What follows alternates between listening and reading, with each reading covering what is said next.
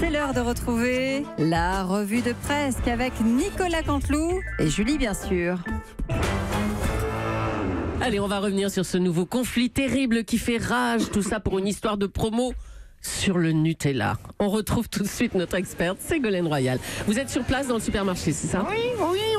Oui, bonjour, je suis actuellement sur le front, sur un territoire de guerre. J'aperçois d'ailleurs votre correspondant aux couleurs d'Europe 1, Didier François, au rayon cornflakes.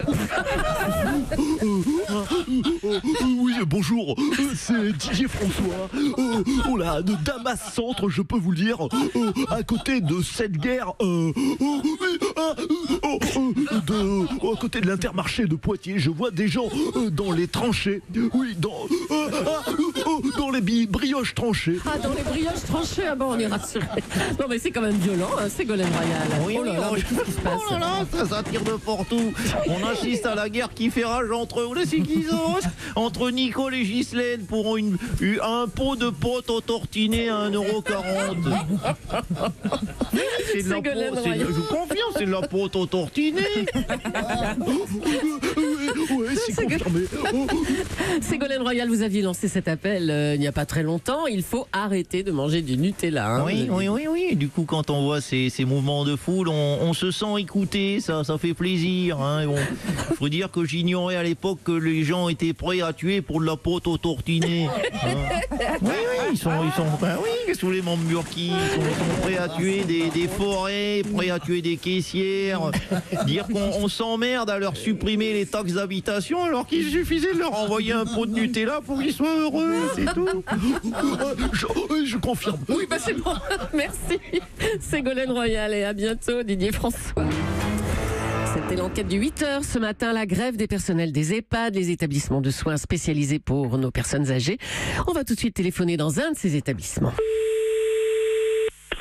Allô, oui, bonjour, maison de retraite des Mimosas. Une seconde, s'il vous plaît. Nous ne sommes que 2 pour 130 personnes. Et en plus, je voudrais vous confier que je fais le standard en plus. Donc, un instant, je vous fais patienter. D'accord. Avec le temps, tout s'en va.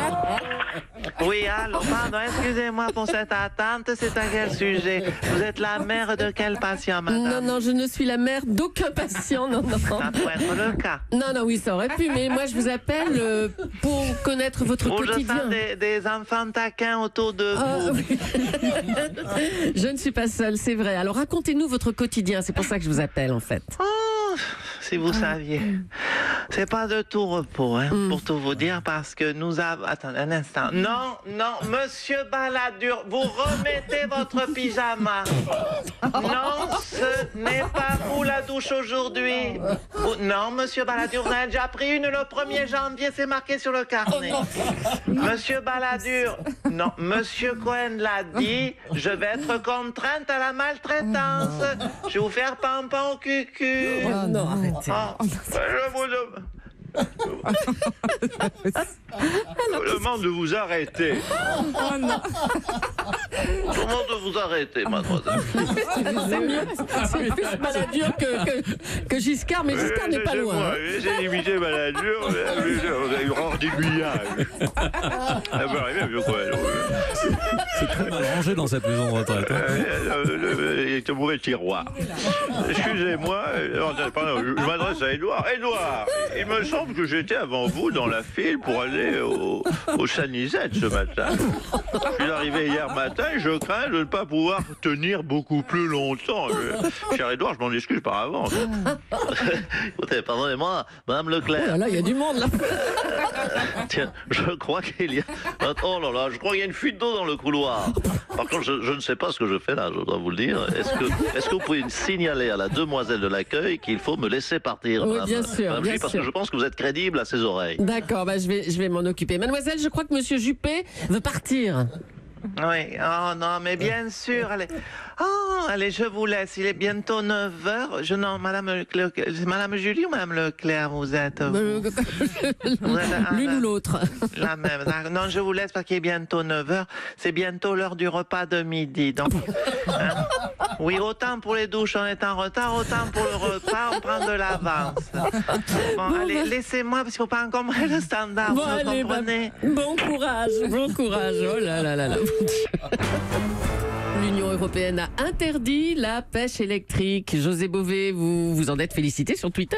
Bonjour. Oui, d'abord, bonjour à tous, ma Julie, bonjour à tous. Écoutez, nous sommes très satisfaits de ce vote pour la protection des poissons, que moi, qu'est-ce que c'est impossible pour mettre du triphasé dans un cabillaud. Il n'y a pas pour que je vois quelques gens de la pêche à la ligne haute tension, il y a le même macro de 120 volts. Il n'y a pas tout de suite, on va pas vous retrouver Claude François dans mon chalut. Alors, comment est-ce qu'on peut protéger les poissons, José Bové? Écoutez, c'est une question. C'est une question de volonté politique. Moi, je me suis battu, j'ai apporté les poissons morts sur le bureau du président du Parlement européen pour lui montrer qu'il y avait des gars qui ont pris des merlus, qui ont pris sa puce. Je vais vous dire, décoller les papiers peints, l'odeur de merlus morts depuis 3 semaines, qui prennent les coussins, ils prennent des cajots, du coup il a craqué.